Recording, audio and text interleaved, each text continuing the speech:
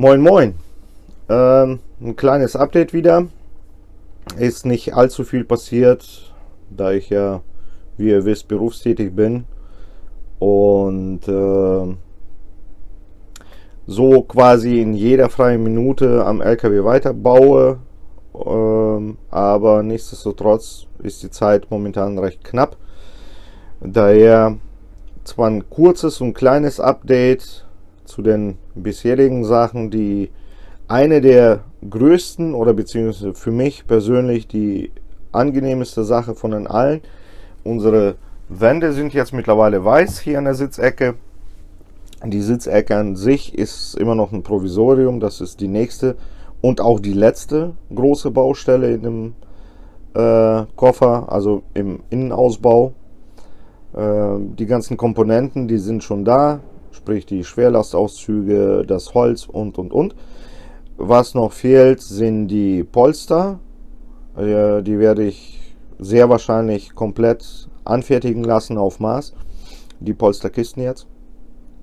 Werde das aber erst dann machen können, wenn die Sitzecke komplett fertig ist und ich die Möglichkeit habe, die Maße Millimeter genau zu nehmen.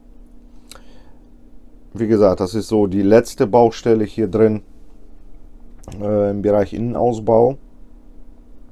Aber wie ich schon sagte, momentan geht es an mehreren Sachen im LKW voran. Das heißt, es geht auch im Außenbereich weiter. Und deswegen denke ich mal, gehen wir bei dem besten Wetter, bei absolutem Sonnenschein, gleich nach draußen und ich zeige euch mal ein kleines Update. Dazu möchte ich zu der ersten Baustelle draußen, oder beziehungsweise Baustelle nicht, sondern zur ersten Veränderung im Außenbereich möchte ich auch was dazu sagen. Und zwar, es geht auch hier nicht alles glatt. Es gibt definitiv Sachen, die man nach dem Benutzen oder nach den ersten Erfahrungen doch mal ändern soll oder möchte, weil man einfach merkt, das funktioniert nicht optimal. Und so eine Sache ist auch hier passiert. Es geht um die Einstiegsketten vorne. Ich werde die alten ursprünglichen Einstiegsketten gleich mal hier als Bild einblenden.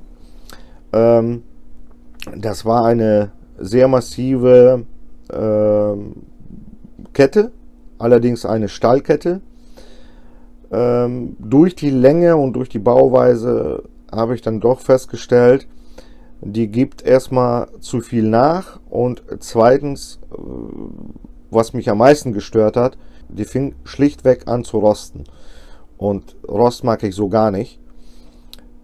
Die war zwar geschmiert und behandelt mit Rostschutzfarbe und gewachst, aber trotzdem nach einem Jahr Dauerbenutzung gab es da die ersten Rostansätze. Deswegen musste diese Kette weichen und wurde ausgetauscht gegen eine Edelstahlkette. Das Bild habe ich glaube bei Facebook mal gepostet. Da gab es auch ein paar Fragen zu bezüglich der Handhabung, ob man sich im Bereich der Schienbeine an der ersten Stufe nicht wehtut oder dagegen kommt. Das Ganze werde ich gleich mal vorführen, wie die Einstiegskette funktioniert, und deswegen gehen wir erstmal jetzt nach draußen. Kommt mit! So, da sind die neuen Einstiegsketten. Zwei Vorteile. Erstmal, dieses Spiel ist wesentlich geringer als bei den alten Ketten und die sind aus Edelstahl. Das heißt, ich hoffe, dass die in 2 Jahren genauso aussehen, wie die jetzt aussehen, dass da kein Rost, keine Ablagerung und so weiter drankommen. Dann gab es, wie gesagt, mal einen Kommentar bei Facebook, glaube ich, war das, oder eine Frage, ob man hier mit dem Schienbein nicht vor der ersten Stufe vorkommt, wenn man in den LKW einsteigen möchte. Das ist nicht der Fall. Ja, ich führe das einmal vor. Und zwar ist ganz wichtig bei dieser Konstruktion die Trittfolge immer im Kopf beibehalten. Also ich habe mir das so angewöhnt, dass ich mit dem linken Fuß erstmal auf die Kette trete und dann kann ich ohne weiteres hier aufsteigen. Das funktioniert sehr gut. Hat sich mit der alten Kette schon bewährt, aber mit dieser neuen ist es halt wesentlich angenehmer geworden.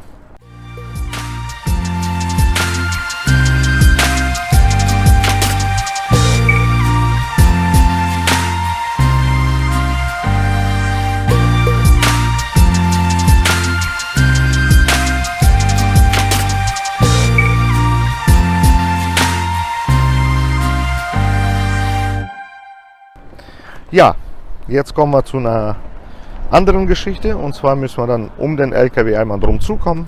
Kommt mal mit. Und zwar, wie man hier sieht, die nächste Baustelle, die nächste Großbaustelle, das wird ein, ich nenne ihn mal Multifunktionsträger, wird folgende Aufgaben erfüllen. Einmal als erstes, als allerwichtigstes Reserverad. Dann sollen hier auch die Sandbleche dran.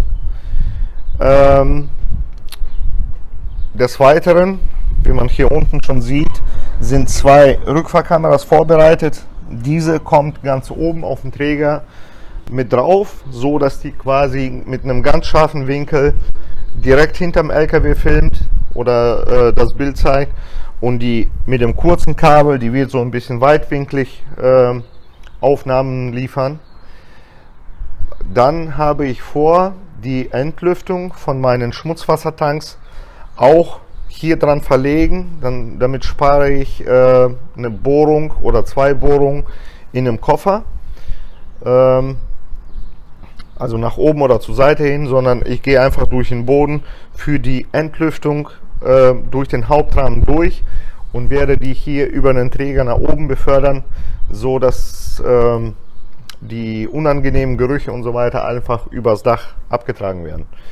Des Weiteren ist es geplant, die Antennen für das Modem bzw. für den Router auch mit in den Träger zu integrieren.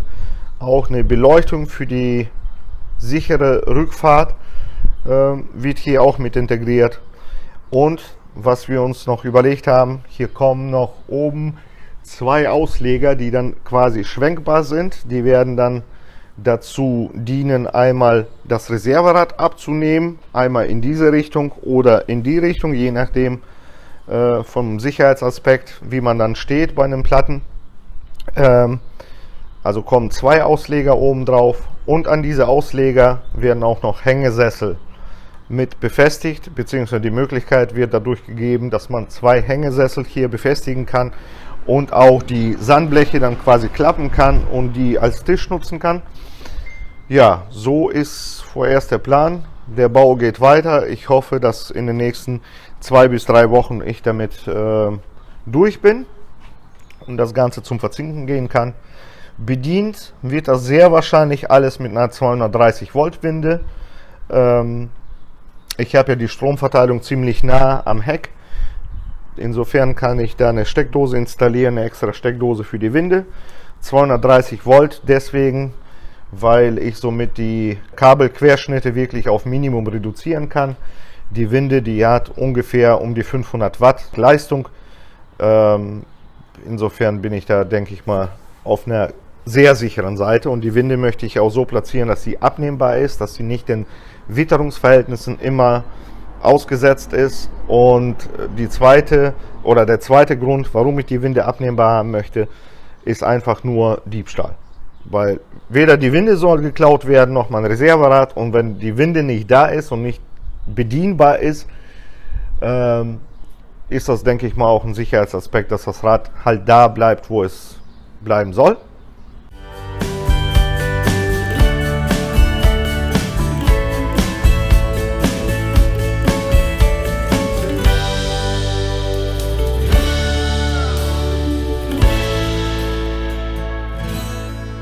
Ja, das war's zum Thema Update, was bis jetzt in diesen, ich glaube 2 Wochen ist das seit dem letzten Video vergangen, was passiert ist. Ja, was mich noch interessiert, was wollt ihr in den nächsten Videos sehen? Wollt ihr irgendwie einen Tag eine komplette Begleitung von dem Tagesablauf? Wollt ihr sehen, wie es technisch weitergeht?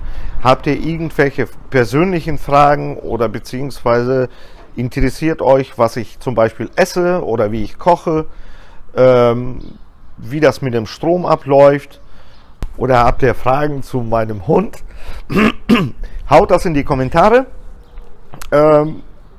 Mir fehlen ab und zu mal einfach Ideen für die nächsten Videos. Ich möchte wohl gerne mich damit beschäftigen, neue Videos zu produzieren, auch zu veröffentlichen. Aber ich finde das immer wieder schwierig, wenn man, ich sag mal, einen Schritt gemacht hat in der Baustelle, aus dem kleinen bisschen Informationen ein Video zu generieren, was irgendwie 20 Minuten oder 10 Minuten dauert, ist auch nicht meine Art und Weise. Aber wenn gezielte Fragen sind, dann werde ich mich garantiert darum bemühen, diese zu beantworten. Insofern, was euch interessiert, postet das in die Kommentare.